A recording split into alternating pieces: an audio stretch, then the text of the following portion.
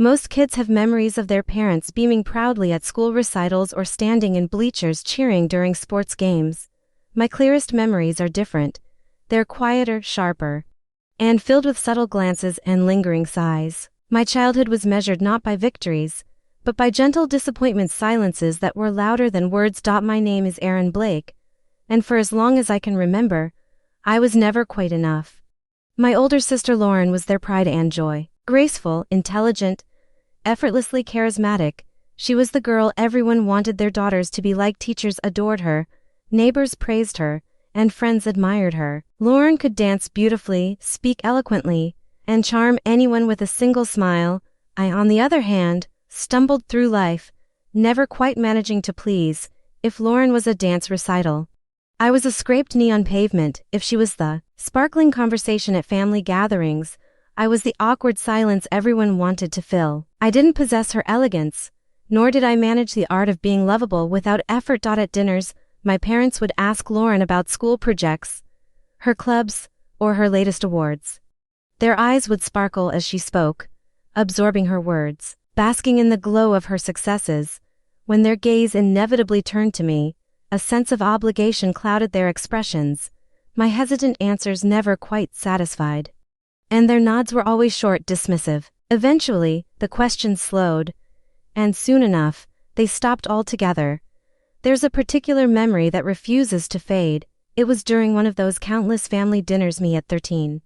Awkward and unsure, desperate for approval. Lauren had just finished describing a school play in which she'd won the lead role.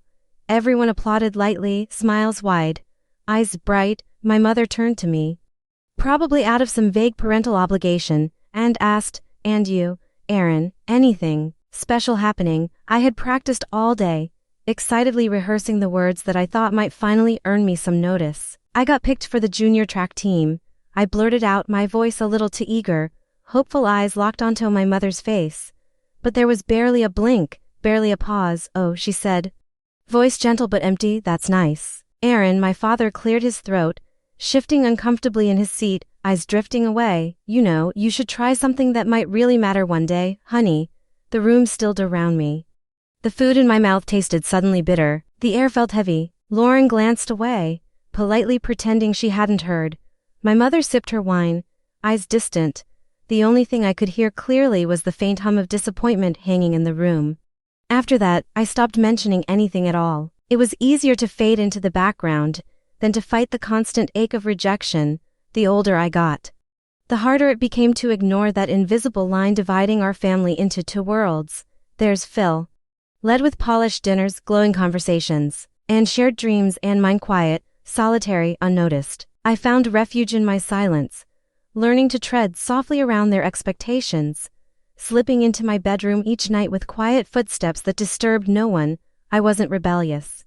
Not openly anyway. There was no screaming, no door slamming, drama, no tears streaming down my face at the dinner table. Instead, my rebellion simmered quietly, hidden behind smiles that never reached my eyes and words I never spoke. When I turned 17, something shifted inside me. It was quiet, subtle, an awakening that stirred from years of buried hurt. I was tired of seeking a validation I knew would never come. I was exhausted from tiptoeing around a family that never really saw me. So I made a decision, one they would never approve of, one that would forever widen the distance between us. Yet something in me felt calm. Sure, for the first time in my life, I enlisted in the military. It wasn't an act of anger or defiance. Not openly. It was quiet, deliberate, and mine alone. I told them the night before I left. They sat across from me, silent, faces taut with disbelief. I explained my plans calmly, my voice steady, my words firm. There was no shouting, no arguing, just silence so thick, it suffocated me. "Aaron, you're throwing your life away," my mother whispered, her voice shaking with quiet desperation. "This is not the path we wanted for you." "Is this about attention?" My father's voice cut sharper. "You'll regret this, you'll come crawling home." Their words pierced deep, familiar knives stabbing into old wounds, but something inside me had shifted. I stood quietly, took a breath, and looked at them, really looked at them. In that moment, their disappointment no longer felt suffocating. Instead, it became a quiet background noise, distant and muted. "I'm sorry you feel that way," I said, voice calm, controlled, "but this isn't about you." That night, As I packed my bag in a room filled with unspoken truths, I felt strangely free. I knew my parents believed I'd fail. I knew they thought I'd come crawling back, broken and defeated. But I also knew this time was different. For the first time, I was choosing my own path quietly, deliberately, unapologetically, and as I closed the door behind me, stepping into a world they couldn't understand, I promised myself one thing: I would never crawl home again. I remember my first night in basic training vividly, not because of the yelling sergeants or the relentless drills, but because, lying awake in that unfamiliar bed, surrounded by strangers, breathing softly in their bunks, I felt a profound sense of peace. It was unexpected, really. You'd think that being thrust into a harsh new reality, where every movement was scrutinized, would feel oppressive, but for me, it was liberation. For the first time, my worth wasn't measured by comparison to Lauren. For the first time, I wasn't someone's disappointing daughter. I was just Private Blake, another soldier in a sea of faces given the same chance as everyone else. There was a certain relief in that anonymity, in knowing that here, under the unforgiving lights and barking orders, I could redefine myself. I didn't have to be elegant or charming.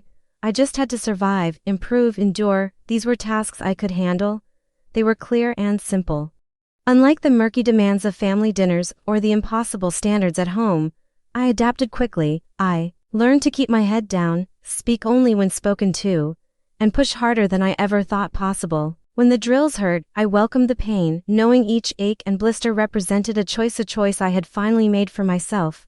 I savored the exhaustion at night, my sore muscles a testament that I was growing stronger, that I was forging a new identity, quietly, deliberately, far from my family's expectations. Still, there were moments when loneliness crept in, when letters came for others, filled with words of encouragement from home. I'd sit on my bunk, empty-handed, watching the faces around me light up, witnessing private smiles that reminded me sharply of all I'd left behind.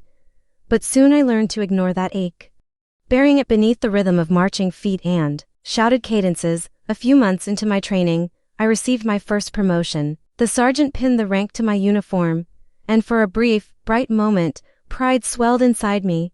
I imagined riding home, envisioned their surprised faces, but the thought passed quickly, replaced by a quiet, familiar truth. Even now, they wouldn't understand. They wouldn't be proud. They would see only another act of rebellion, another step away from the daughter they had envisioned. So, I didn't ride home. I quietly tucked away the small, symbolic badge of achievement and went on. My success wasn't for their approval. It was for me. The years passed quietly, steadily. Promotions came more frequently. Soon, I found myself leading others, guiding them through the struggles I had once faced. Soldiers began looking to me with trust, relying on my strength, my steadiness. My voice grew stronger, commands firm but fair. Slowly, I realized that I had become someone entirely new, someone who could lead, someone worthy of respect. Yet, no matter how far I climbed, I remained silent about my achievements at home. Occasionally, I'd call, always brief, always restrained. Conversations were polite but distant, a carefully choreographed dance of casual questions and vague answers. "How are you doing, Aaron?" my mother would ask, her voice flat, politely. Disinterested, "I'm fine," I'd reply evenly, busy but fine. There was no mention of my promotions, no mention of battles fought or missions accomplished. They didn't ask, and I didn't offer. It was simpler that way. They believed I was struggling, assumed my silence was shameful, thought I might eventually crawl home broken, desperate. They couldn't have been more wrong. The truth was, I had thrived. My quiet resilience had carried me through more than they could imagine, from the deserts to distant mountains, from blistering sunrises to frozen midnights. I'd learned how to lead, how to inspire, how to quietly command respect. I'd found family and comrades who understood courage in a way my parents never could. Every battle, every scar, every whispered moment of camaraderie built a person they wouldn't recognize. One Christmas Eve, after nearly 8 years away, I considered going home, just once, maybe, to show them what I'd become. I imagined myself walking through the door in uniform, standing tall, shoulders squared, silently demanding recognition. But then, quietly, the thought vanished as quickly as it came. I realized I didn't need their validation. I never had. Going home would only reopen wounds, reminding me of who I had once been: small, uncertain, invisible. No, I decided firmly. Better to remain a ghost. An absence in their carefully curated family portrait. My absence would always speak louder than my presence ever could, and so life went on. My silent defiance became my armor, my hidden strength. Friends asked sometimes about my family, curious why I rarely mentioned home. Each time, I would pause, smile slightly, and offer the simplest truth I could manage: we just don't see eye to eye. They would nod, sensing something deeper, knowing better than to ask again. Years passed like this, quietly, steadily. I climbed higher, worked harder, and found solace in a life built entirely on my own terms. Each step forward was another quiet defiance against expectations I'd long outgrown. I was building a future my parents couldn't imagine, quietly, deliberately, independently. But even as I thrived, I knew one day the invisible threads connecting me to home would pull again. Eventually, I would have to face the people who had once made me feel small, the people who had believed my choices were mistakes. I just never imagined how soon or how sharply that moment would come. There's a certain quiet power in standing alone beneath an endless sky, miles from anything familiar, where every breath whispers reminders of your own vulnerability and strength. That's how I felt the first time I found myself in the middle of nowhere, a fresh-faced officer navigating an unfamiliar world, facing dangers my family would never understand. But standing there, beneath stars too numerous to count, I also felt something else, something new. It was a sense of purpose, burning softly but unmistakably within me. My deployments took me places I'd only read about, lands shaped by conflicts whose roots stretched deep and wide. With each assignment, I was thrust into environments harsh and demanding, where comfort was an unfamiliar luxury and resilience a daily necessity. Yet in those bleak, challenging landscapes, something profound happened. The quiet girl who once cowered at her parents' dismissive glances slowly disappeared, replaced by someone hardened, stronger, sure-footed. Every mission, every challenge, was forging steel within me. I recall vividly a particular night in a desert outpost, far from home. The horizon was streaked with hues of gold and red, the sun sinking below dunes that stretched endlessly outward. Around me, soldiers laughed quietly, sharing stories about home or loved ones. Their voices were soft, carrying gentle longing that reminded me sharply of the chasm between my present life and my distant past. "Hey Blake," a fellow officer called, breaking me from my thoughts. "Ever miss home?" The question was innocent, casual even, but it felt heavy, landing in my chest like a stone. I took a breath, considering 1,000 possible answers. The truth was complicated. Home was never something I had truly missed, at least not in the way they meant. Home was synonymous with quiet shame, whispered disappointment, the hollow ache of never being enough. No, I didn't miss that home. Sometimes, I finally answered, quietly honest, but not in the way you'd expect. He nodded, understanding without words. Military life had a way of creating bonds forged in quiet empathy, where silences often spoke louder than conversations ever could. We knew loss, strength, the quiet battles we fought alone. And battles weren't always loud explosions or violent clashes. Often, they were quiet struggles, personal, invisible, fought in the darkness of self-doubt or grief. My soldiers faced them daily, and somehow, somewhere along the way, I became the person they turned to. Me, Erin Blake, the girl who'd spent years quietly fading into the background, now stood as someone others relied on, trusted, and followed. I remember one night vividly. We'd lost a soldier earlier that day, a young woman named Katie. It wasn't my first loss, nor would it be my last, but her death struck deeper. She had reminded me of myself, a little awkward, quiet, fiercely determined. That night, I sat alone beneath the moon, my heart heavy with grief, when Sergeant Reyes approached me. "Mom," he said softly, voice thick with the same grief I felt. "You did everything you could. I should have protected her," I murmured, voice barely audible. He shook his head firmly. "No, ma'am, you did more than most ever would. You gave us strength. Katie knew you believed in her. We all do." His words lingered long after he'd gone, echoing gently in the quiet night air. Somehow, despite the crushing weight of that loss, I felt something new, something rare. For the first time, I saw clearly the woman I had become, not just a soldier, not just an officer, but someone whose strength mattered.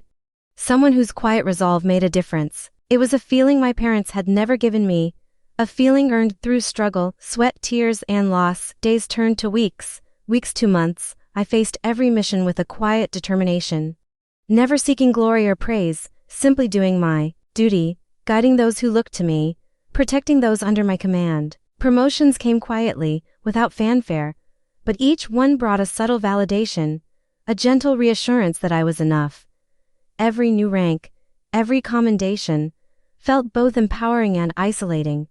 There was always that brief, reflexive urge to tell my family, to share that success with the people whose approval I'd once craved so desperately. Yet each time, the thought vanished swiftly.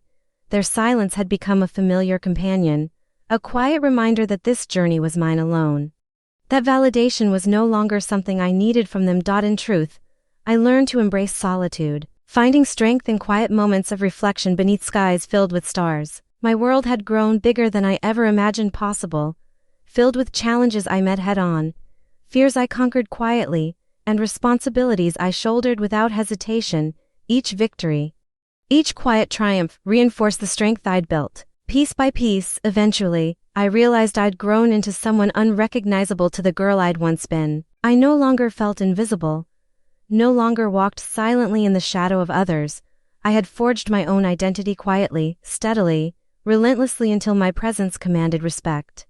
Until my quiet voice spoke with authority. Yet even as I thrived, I sensed a distant reckoning approaching. The quiet threads that connected me to home remained, invisible yet unbreakable. A constant reminder that I'd eventually need to confront the past I'd spent so long silently evading. And then one day, it happened. A letter came, a formal, elegant invitation to Lauren's promotion ceremony. A celebration of family achievement, sent to everyone except me. Staring at that letter, I felt the sharp, familiar sting of exclusion, but this time, something in me stirred differently. Not pain, not exactly, but something quieter, something harder, like tempered steel beneath the surface. I set the letter aside gently, thoughtfully, and smiled softly. This time, I wouldn't wait silently in the shadows. This time, I'd quietly show them exactly who I'd become. I learned quickly that war isn't just fought on battlefields, it's fought within quiet moments, during solitary reflections. And in those soft, hollow silences that come just after you lose someone. It's fought when you hold your breath and brace against the storm, pushing through fear and grief because retreat isn't an option. And in those moments, far away from the comforts and expectations of home, I became someone I barely recognized. My first deployment was a whirlwind, dropping me into a place that felt alien. Sandstorms whipped across barren landscapes, skies burned vivid orange at sunset, and nights brought a darkness so deep it swallowed hope whole. I was a young lieutenant, responsible not just for myself, but for others' faces younger than mine. Eyes wide with trust, I remembered their names, their hometowns, and quiet pieces of their dreams. Suddenly, each choice I made had weight, lasting human weight. My commanding officer, Major Graham, was a stoic man with eyes that missed nothing. On my first night, he studied me carefully across a table cluttered with maps and radios, and finally asked, "Think you can handle this, Lieutenant Blake?" His voice wasn't unkind, just matter of fact, asking me to measure myself against realities far harsher than I'd imagined. "I'll do whatever it takes, sir," I answered, quiet but firm. He nodded slightly, accepting my words, but I saw doubt lingering behind his eyes. I didn't resent it, I expected it. Everyone tested me. They saw quiet resolve, but perhaps wondered if it would hold when truly tested. My first real test came swiftly, brutally, during an ambush in a village whose name I can barely pronounce. It unfolded so quickly that memory is a blur, shouts echoing through narrow streets, bullets splintering stone, screams echoing sharply in the air. My heart hammered painfully, adrenaline surged, and fear clawed through my chest. Yet somehow, amid the chaos, a strange calm settled over me, a quiet clarity. I found my voice, loud and clear, issuing orders without hesitation, guiding soldiers safely through chaos. Afterward, standing alone, trembling slightly beneath armor that suddenly felt impossibly heavy, I wondered how I had survived. How had I, the awkward daughter always overlooked at family dinners, somehow found strength in that moment? Major Graham found me later, eyes softer than I'd ever seen. "You did well today, Lieutenant," he said quietly. "Better than most." It was praise, simple and understated. It pierced something deep inside me, a wound long left unattended. Quietly, privately, I cherished it. For the first time, respect wasn't something earned from dance recitals or polite conversation. It was raw, real, earned in the dust and the heat of battle. Months passed swiftly in that distant place. Each day bleeding into the next, I saw beauty in unexpected places, the resilience of villagers rebuilding shattered lives, the camaraderie among soldiers, quiet jokes whispered in the dark. But I also felt pain deeper than I'd known, losing friends to violence and accidents that felt meaningless, senseless. One afternoon, beneath an unforgiving sun, we lost Corporal James, a bright-eyed kid from Kentucky who'd constantly joked about his mom's pecan pie. We'd laughed about it only days before. Now I stood quietly as they lifted him gently into a helicopter, my throat tight, my jaw aching from clenching it shut against the rush of tears. That night, as silence wrapped itself around our base, I found a spot far from prying eyes and allowed myself to weep quietly, freely. My tears felt hot, angry, raw, running unchecked. I mourned not just James, but something deeper: the cruelty of loss, the fragility of hope, the quiet reality that even my newfound strength had limits. But in the morning, I rose again. I pulled myself together, washed away tears, and stood taller. Soldiers looked at me, their own faces weary, hopeful eyes searching for guidance. I didn't let them see my grief. Instead, I showed them quiet strength, steadfastness, resilience, even when I felt none. Leadership, I discovered, wasn't about never feeling broken. It was about quietly holding yourself together, even when everything else fell apart. Over the years, deployments became part of my identity. I went wherever duty called, from deserts to mountains, jungles to cities scarred by war. Promotions arrived quietly, badges of responsibility pinning my shoulders with added weight. Soldiers saluted me, trusted me implicitly, and I took that trust seriously, never letting them see the quiet moments of doubt that still haunted me in the dark. Eventually, my quiet victories stacked upon each other, ribbons and medals gathered, tucked away in drawers, never shown off, never discussed back home. They were personal triumphs, proof of survival, determination, and quiet resolve. But even then, I wondered what my family might think if they knew. Would they finally see me differently? Would they realize how mistaken they'd been? Assuming I'd return broken and humbled, I didn't allow myself to linger on those thoughts. They brought nothing but quiet hurt, old wounds better left alone. Instead, I embraced the life I'd built, hard, challenging, honest. Soldiers called me strong, brave, resilient. I hoped quietly that someday, perhaps, I'd fully believe it myself. Then, 10 years after quietly slipping from home, the invitation to Lauren's promotion arrived. It was just a thin piece of paper, elegant, impersonal, and intentionally excluding me. Staring at it, feeling that quiet ache of rejection again, I understood something important. They thought I'd chosen the wrong path, thrown away my life. They imagined a daughter broken and regretful, not a woman forged in the fires of hardship, strength, and quiet perseverance. But they were wrong. My life hadn't been thrown away, it had been reclaimed. And quietly, deliberately, I decided it was finally time they saw who Aaron Blake had truly become. It's strange how pride can sometimes feel like loneliness. You can be surrounded by achievements, by people who respect and follow you without hesitation, yet still feel profoundly alone. My parents never understood that. To them, pride had always been something to share, something public, celebrated, shouted from rooftops, or whispered proudly in polite company. But my pride was different. It was quiet, private, hidden within the countless moments of courage no one else ever witnessed. The times I stood firm when fear begged me to run, when exhaustion threatened to break me, and when the silence of my isolation became deafening. As I rose steadily through the ranks, each new title brought an odd mix of triumph and quiet sorrow. I held ceremonies in far-flung corners of the world, commanding respect and receiving salutes from soldiers who trusted me implicitly. But each time I felt a faint, familiar tug, the ache of knowing that my family remained unaware, deliberately kept in the dark. It was a lonely choice, but one I made without hesitation. After all, silence had always been my ally. On a humid afternoon at a base somewhere far from home, Major Graham approached me once again. His once dark hair had silvered, lines of strain carved deeply into his face, yet the sharpness in his eyes remained undimmed. "Blake," he said softly, taking a seat beside me on the makeshift bench, "I hear congratulations are in order." I smiled. Faintly, knowing what he meant, my promotion to colonel had just been approved. Another invisible achievement, another quiet victory. Thank you, sir, I answered simply. Glancing briefly at the dusty horizon, it's been a long road. He studied me thoughtfully, and for a moment, silence stretched between us, a silence heavy with unspoken words. Finally, he asked gently, "Do your parents know?" It was a simple question, but it cut deep. A rush of emotion swelled suddenly, sharply, unexpectedly. "No," I whispered.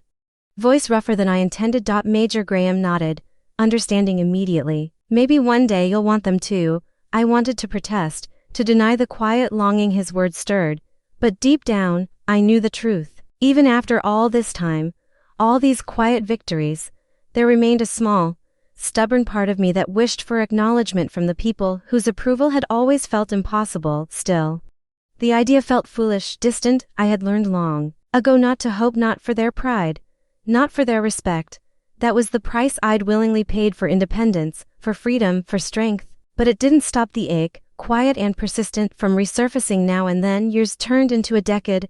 I served across continents, guiding troops through missions that rarely made headlines yet mattered deeply to those who lived them. Soldiers under my command trusted me implicitly, and I treasured their respect far more than any medal or ribbon. Late one night, in the solitude of my quarters, I stood before a small mirror, preparing to attend yet another formal recognition ceremony. A general's insignia would soon rest on my shoulders. I pinned the rank slowly, thoughtfully, fingertips brushing softly against its polished surface. Staring into my reflection, I suddenly saw myself as my parents might, a stranger, uniform immaculate, bearing unrecognizable strength. In my quiet eyes, I imagined my mother's face if she ever knew. Would she feel pride, disbelief, regret, or would she simply dismiss it, convinced I'd taken the wrong path? The answer, though painful, seemed clear. Quietly, I straightened my uniform, lifted my chin, and moved forward. My achievements would always be silent, hidden from the family who refused to see the woman I'd become. I had accepted that silence long ago, embraced it even, drawing strength from it. Yet life had a curious way of confronting old wounds when least expected. It happened months later, in the form of a simple phone call from a former neighbor. "Aaron." Mrs. Harris's voice crackled gently through the line, hesitant and warm. "I thought you should know. Lauren's receiving some kind of special award, officer's badge. Your parents are throwing a ceremony." Her voice faltered, hesitant. "They invited everyone." "Everyone but you." The word sank deeply, quietly. No surprise there, yet a quiet ache bloomed anyway, familiar, unwelcome, undeniable. I thanked Mrs. Harris gently, hanging up with a quiet dignity I'd perfected years ago. For days, I wrestled silently with my thoughts, considering how, after all these years, the sting of rejection remained sharp. My parents' silence was deafening, their quiet betrayal still capable of hurting me deeply. But then clarity came, quiet yet undeniable. I realized I didn't need their validation. I hadn't for years. I'd long since found strength without their recognition, found pride without their applause. Yet something else emerged quietly, curiosity, perhaps, or the quiet determination that had carried me this far. I decided, without hesitation, to return, not to confront, not to accuse, but simply to see for myself, to witness the life they'd built without me, to quietly stand among them, unrecognized, unseen. And perhaps finally, silently, prove to myself that their approval meant nothing at all. As I prepared to leave, adjusting my uniform with practiced calm, my reflection stared back, quiet confidence radiating from my gaze. The girl who had once quietly wept beneath the weight of their disapproval was gone. In her place stood a woman, quietly accomplished, proudly resilient, walking toward the airport. Surrounded by the comforting anonymity of strangers, I felt an odd sense of peace. My silence had once been a burden, now it was armor, shielding me from the wounds they could no longer inflict. I was going home, not as their forgotten daughter, but quietly, fiercely, as General Aaron Blake. I hadn't expected home to feel so small. The neighborhood streets, once vibrant and intimidating, now seemed shrunken, lined with familiar houses whose once bright paint had faded under too many summers, too many winters. My own family's home stood proudly at the end of the street, unchanged yet somehow different, more distant, more elusive. Sitting in the rental car, parked discreetly several houses down, I watched neighbors gather, chatting in clusters, their faces glowing with excitement and anticipation. It was surreal to witness the life I'd deliberately stepped away from still moving forward so effortlessly without me. I wondered, with quiet curiosity, if they'd ever noticed my absence, truly noticed, or if I'd simply slipped silently from memory. My gaze moved carefully over each face: old family friends, distant relatives whose names I'd almost forgotten, colleagues from my parents' world, all of them smiling warmly, none of them aware that I was here, quietly watching from the shadows. The invitation hadn't been mine to accept. But here I was anyway, quietly defying the boundaries set by people who had long ago stopped expecting anything from me. Perhaps I was hoping, secretly, foolishly, for closure, a silent acknowledgement, even if it wasn't quite forgiveness. Slowly, I stepped out onto the sidewalk, adjusting my uniform carefully. The fabric familiar, comforting, grounding me. It was strange how my uniform, meant to distinguish and command respect, now made me feel quietly exposed, vulnerable. Perhaps it was because here, in this neighborhood, medals and ranks meant little. My family's judgment had always carried more weight than any accolade the military could bestow. The path to the backyard felt longer than I remembered, every step heavier, carrying the weight of memories I'd long buried. My heart beat quick and quietly as I neared the gate, where murmurs of conversation blended with soft laughter, glasses clinking in gentle celebration. I paused at the threshold. The gate slightly ajar, inviting yet ominous. From here, I could see everything clearly: the carefully arranged tables, the polite smiles exchanged, Lauren standing radiant at the center, her uniform immaculate, her face beaming with pride. My parents stood near her, their faces shining, eyes filled with quiet pride I'd never witnessed directed at me. It hurt, unexpectedly and sharply, to see that pride in their eyes, the pride I'd yearned for so desperately as a child, and finally given up on. For a moment, my chest tightened painfully, breath caught quietly in my throat. How had I allowed myself to think I was immune to this? That I'd risen far enough above their judgment to feel nothing? I swallowed hard, my resolve wavering briefly. Quietly, I nearly turned away, retreating to the safety of anonymity once again. But something inside me, something deeper, older, steadied my heart and straightened my spine. Taking a quiet breath, I moved forward, slipping silently through the gate unnoticed. The garden was full, busy with chatter, laughter, joy. My presence remained unseen, hidden within shadows. I chose a seat in the back, quietly distant from the others, half hidden beneath the gentle shade of a sprawling maple. From here, I watched Lauren closely. My sister had always radiated confidence effortlessly, never burdened by the quiet insecurities that had haunted my youth. Today, she stood at the center of our parents' dreams, polished, poised, the embodiment of their hopes, the daughter they'd always wanted. Bitterness could have easily taken root in me, but I resisted, feeling instead a strange, quiet empathy. Perhaps she too had felt pressure, expectations heavy on her shoulders. Maybe her elegance and grace hid quiet battles I'd never understood or even considered. As I watched quietly, a sense of peace settled gently over me.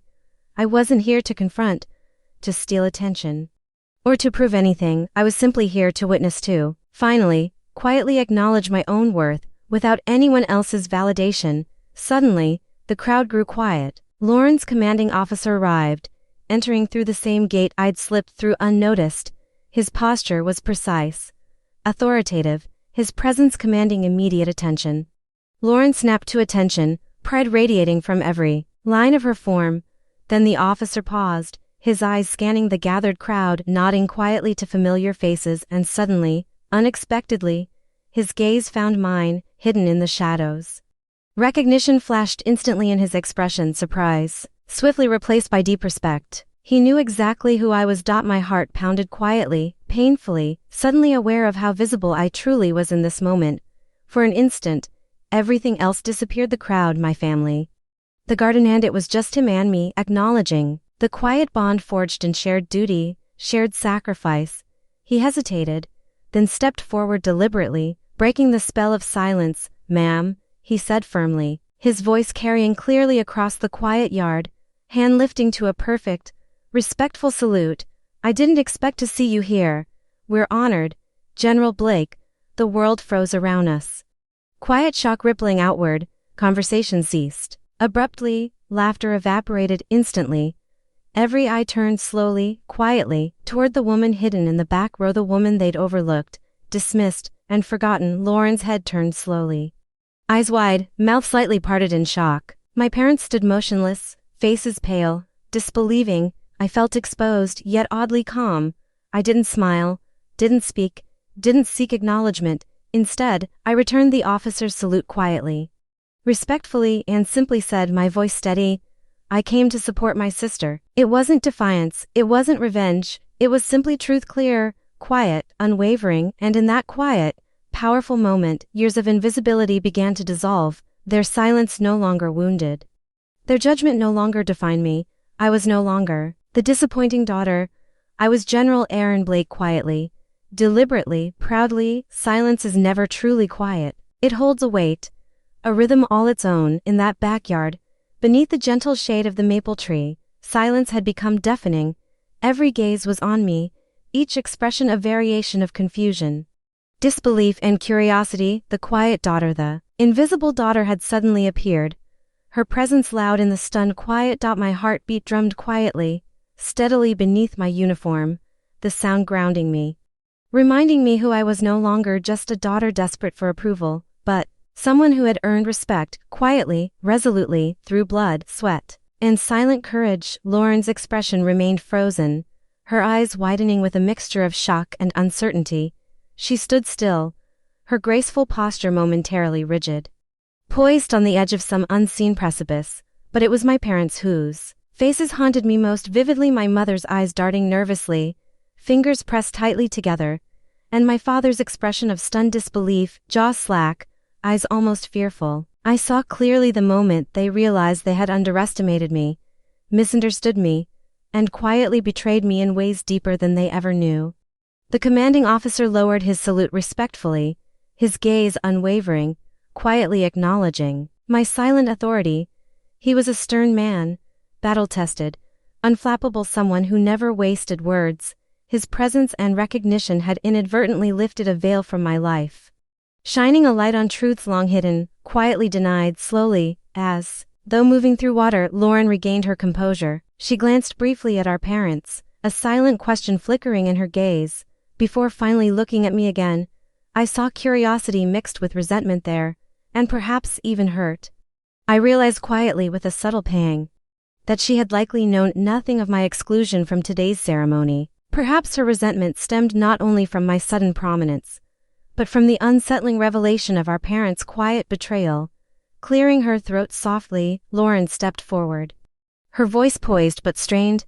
General Blake, she began, cautiously, deliberately formal. Thank you for coming. I'm honored by your presence. There was something heartbreakingly formal about her words, a quiet distance in her tone that reminded me of the invisible gulf separating us. It was a distance carefully maintained by years of comparison, expectation, and silence, none of it entirely our fault. But in that moment, something in her gaze shifted quietly, recognition, perhaps, of the silent battles I'd fought and won, entirely unknown to her. With gentle dignity, I nodded. I wouldn't have missed it, I replied quietly, sincerely. I'm proud of you, Lauren. My voice, steady and firm, seemed to soften her.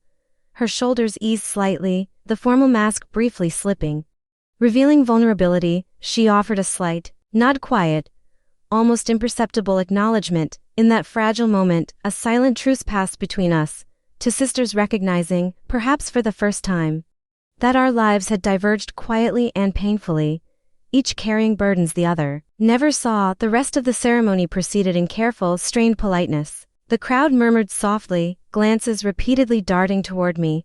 Curiosity mingled with awe. My parents' forced smiles betrayed deep discomfort, their eyes carefully avoiding mine. Even as Lauren accepted her promotion with poised gratitude, the celebration was subdued, shadows lingering quietly around the edges of conversations. Afterward, as the guests drifted toward refreshments, I stood quietly alone, considering leaving, my purpose fulfilled, presence clearly felt, identity quietly acknowledged. But before I could retreat, I noticed Lauren moving toward me, steps hesitant, quiet. Aaron, she said softly, voice barely above a whisper, can we talk? It was the first time in years she'd addressed me directly, intimately. I hesitated briefly, quietly uncertain, then nodded, allowing her to lead me further from the crowd, to a quiet spot beneath trees that had witnessed our childhood. Lauren took a breath, quietly gathering courage. Her eyes filled with questions she'd clearly rehearsed yet struggled to voice. "Why didn't you tell me about this, about you?" I looked at her, seeing clearly the vulnerability behind her composed exterior, realizing quietly how much she hadn't known.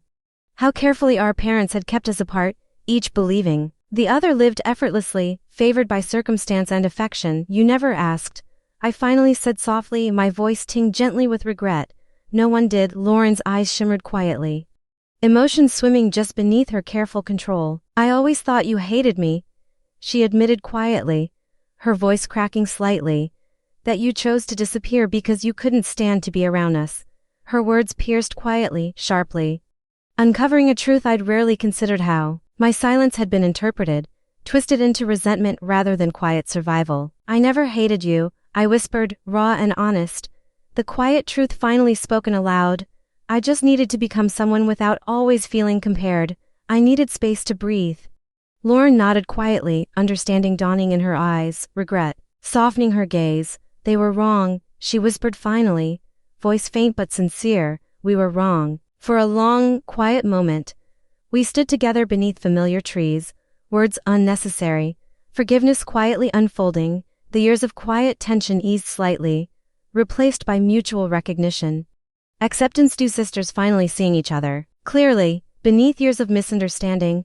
Quietly, hesitantly, Lauren reached out, briefly touching my arm, a silent gesture more powerful than words. Then she stepped away, returning quietly to her guests. I stood alone beneath the quiet shelter of leaves, feeling something shift inside me, a sense of quiet peace, acceptance, and perhaps the faintest hint of hope.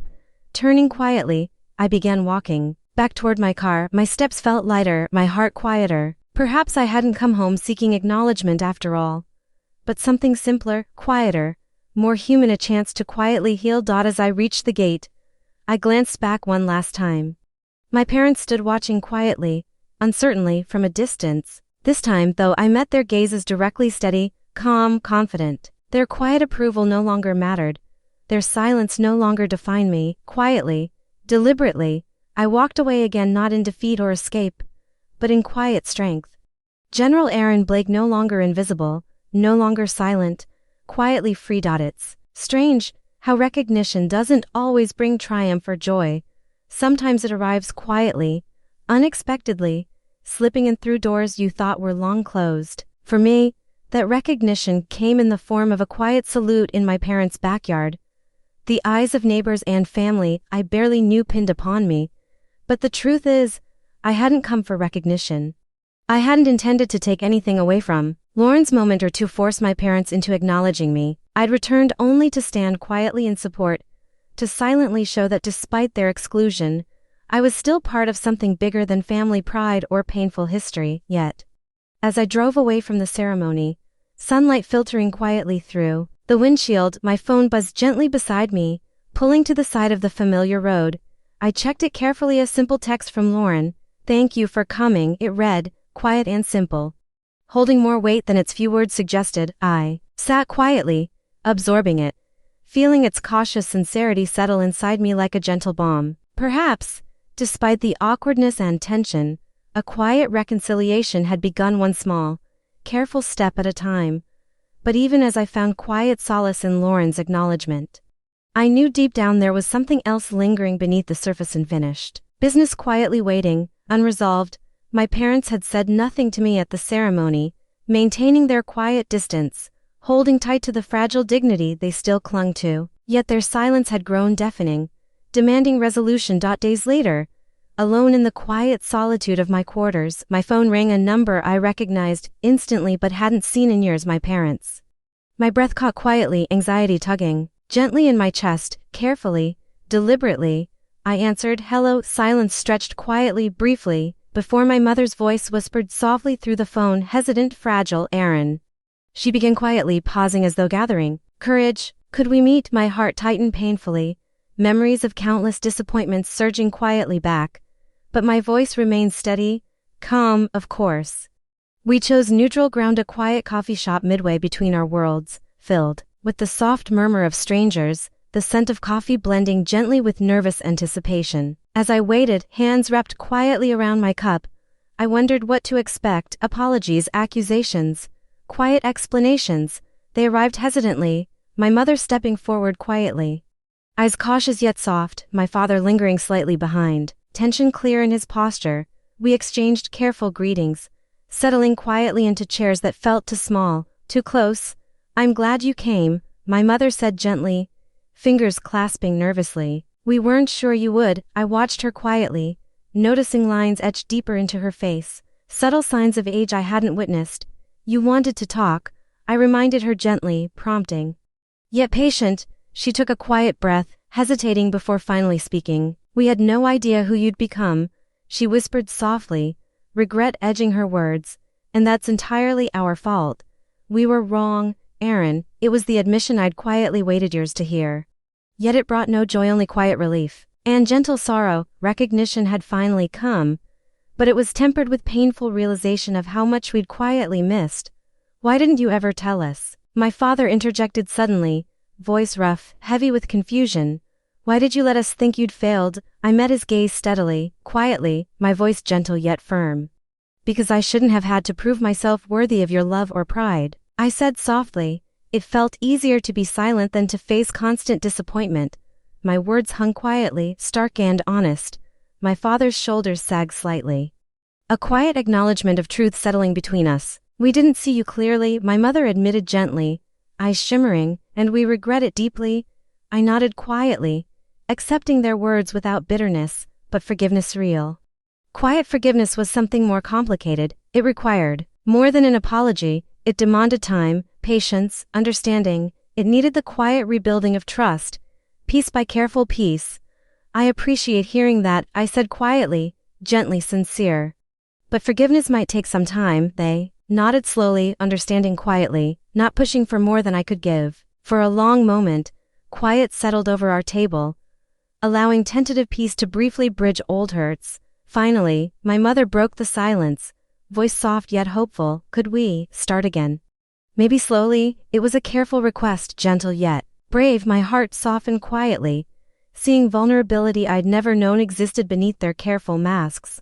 "Slowly," I agreed softly, nodding gently. "I'd like that." The rest of our conversation flowed carefully, quietly, navigating safe topics, cautiously familiarizing ourselves with each other again. Yet even as we spoke, I felt something quietly profound shift inside me, a realization that my strength hadn't come solely from overcoming their silence, but also from learning to speak my own truth quietly, firmly, clearly. When we parted, the sun had dipped lower, casting gentle amber hues across the quiet streets. My parents left carefully, uncertain yet hopeful. I stayed behind briefly, feeling quietly introspective, absorbing the weight of everything we'd quietly begun. Driving home, I realized recognition hadn't brought closure, not completely, but it had brought possibility. A chance to rebuild quietly, deliberately, without the pressure of perfection or expectation. A quiet opportunity to forge connections that were real, flawed, and deeply human. As I pulled into my driveway, the sky softening gently to twilight, I felt lighter, no longer trapped by their silence, their judgment, or their expectations. I had finally begun to quietly reclaim my life. I was General Aaron Blake, quiet, resilient, recognized, and free. Life sometimes moves in quiet cycles, each turn bringing you back to where you started, yet subtly different, stronger, wiser, quietly reshaped by what you've endured. Returning home hadn't been about revenge or proving myself superior. It had simply been about closure, about finally standing quietly in my truth. Yet somehow, that quiet act had changed everything. Days slipped by, blending quietly into weeks, and eventually Lauren reached out again, careful, cautious, but determined. "Come over," her text read simply. "Just us." The invitation surprised me, yet felt strangely comforting. Quietly, I agreed. Her home was small, neatly kept, warmly decorated, a quiet reflection of Lauren herself. As I stepped inside, we shared a careful, quiet smile, tension lingering beneath the surface. Lauren handed me a cup of coffee, its warmth quietly grounding. "I'm glad you came," she began softly, hesitating briefly before adding, "I wasn't sure you'd want to." I looked at her gently, noticing subtle vulnerability. Quiet sincerity beneath her polished exterior. I'm glad you invited me, I replied. Simply, for a while, we sipped quietly, each considering how to begin, how to bridge the careful space between us. Finally, Lauren spoke, her voice gentle yet hesitant.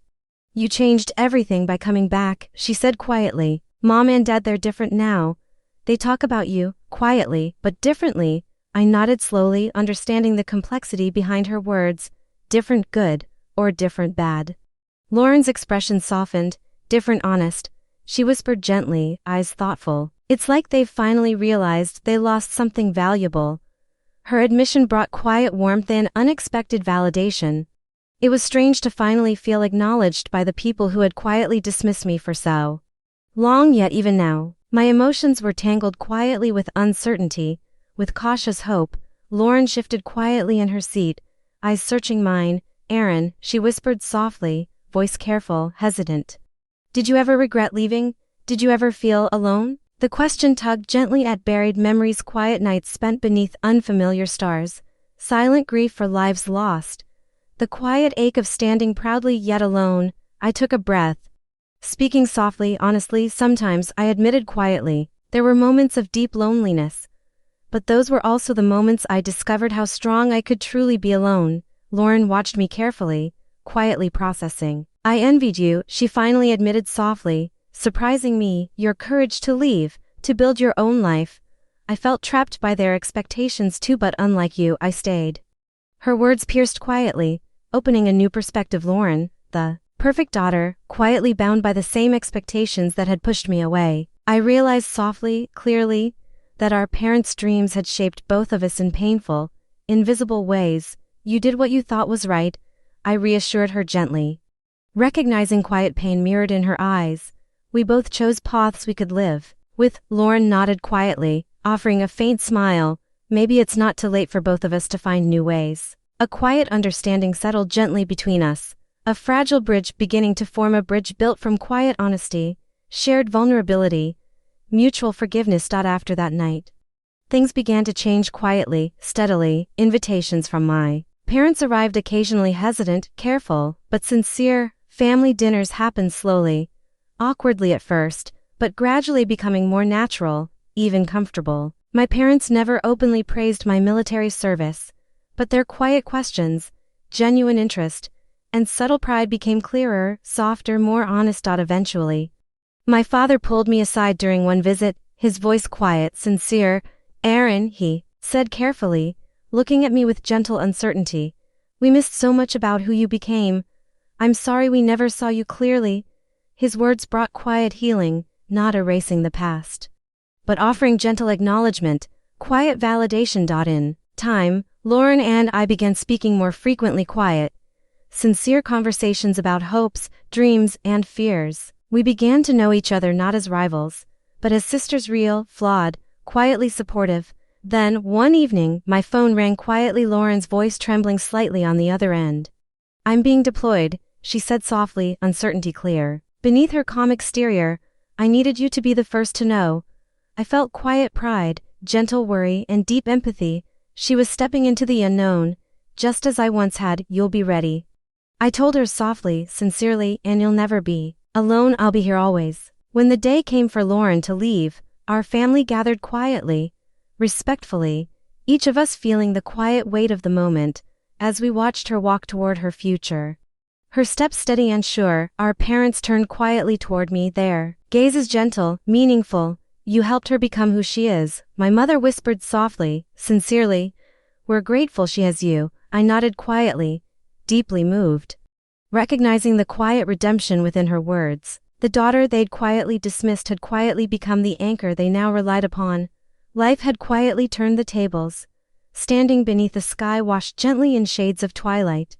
I watched Lauren disappear quietly into the distance, knowing her journey was now her own, quietly challenging, undeniably transformative. As I stood with my parents, quietly united in hope and quiet pride, I realized fully, clearly, how much strength it had taken to arrive at this quiet moment. It hadn't been easy or swift, it had required years of quiet courage, silent resilience, and the gentle willingness to face truths we'd quietly ignored. But now, standing together beneath quiet stars emerging slowly in the darkening sky, I knew it had been worth every painful step.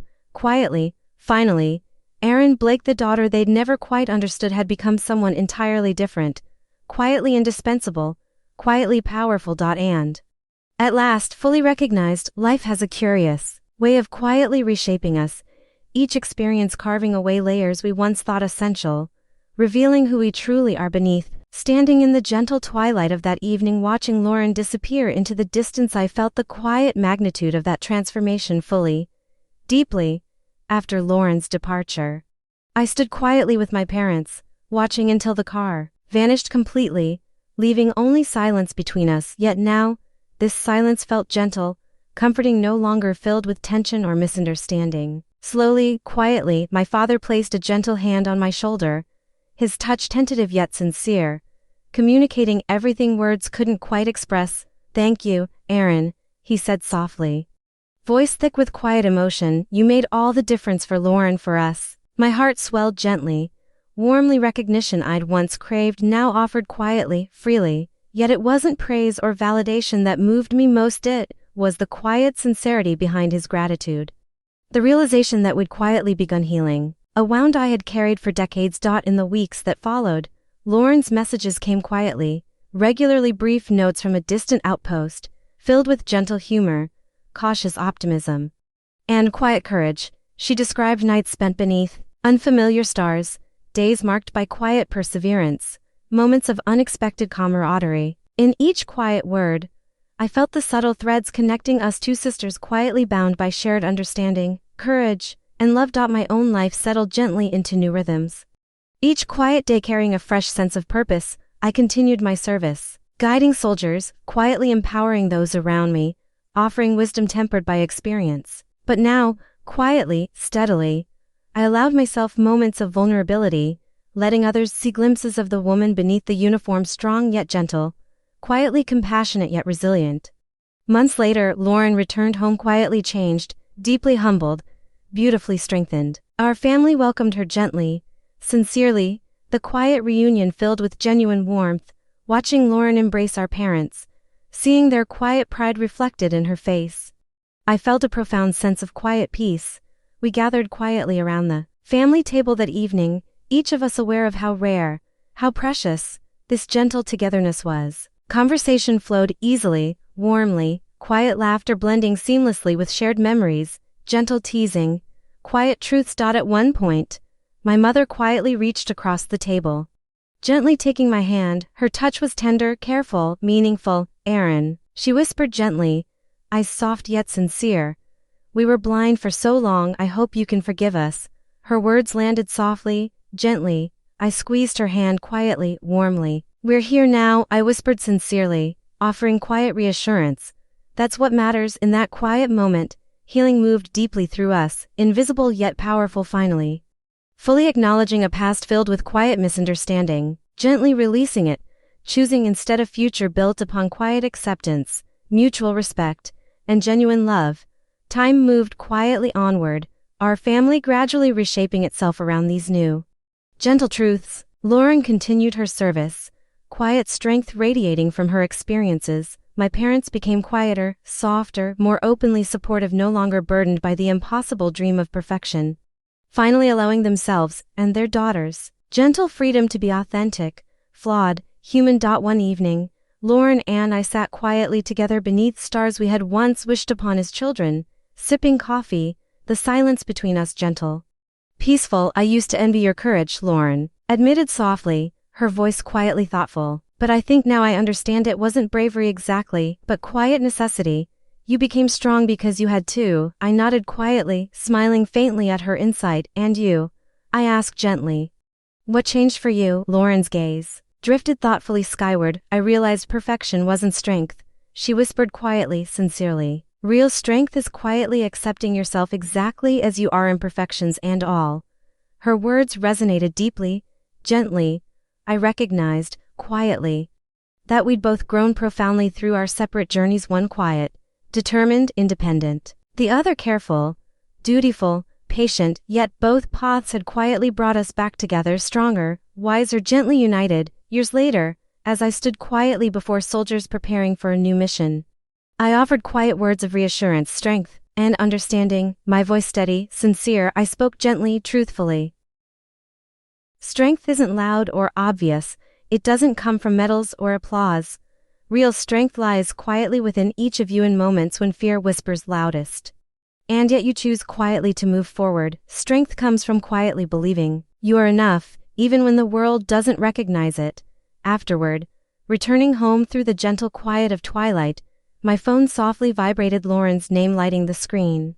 Just thinking of you, she wrote gently, warmly. Proud to be your sister. Quietly moved, I smiled, replying simply, sincerely. The feeling is mutual. That night, beneath quiet stars, I reflected on all that had quietly unfolded, the battles fought in silence, resilience quietly built, relationships gently repaired, and I felt, deeply, clearly, how every quiet struggle had prepared me for this quiet peace, this gentle certainty. I was no longer the daughter overshadowed by expectations, silently overlooked or quietly disregarded. Instead, I had quietly become a woman whose strength lay in gentle authenticity, quiet resilience, the quiet power of compassion and understanding. My family had quietly rebuilt itself, not through dramatic revelations, but through quiet, deliberate acts of courage, honesty, and acceptance. We weren't perfect, far from it, but now, quietly, confidently, we no longer needed perfection. We had something far more precious: authenticity, vulnerability, genuine connection.